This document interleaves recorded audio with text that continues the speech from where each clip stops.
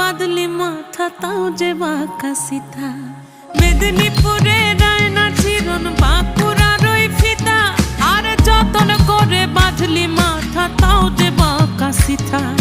পেছ পাড়িয়া রাজগো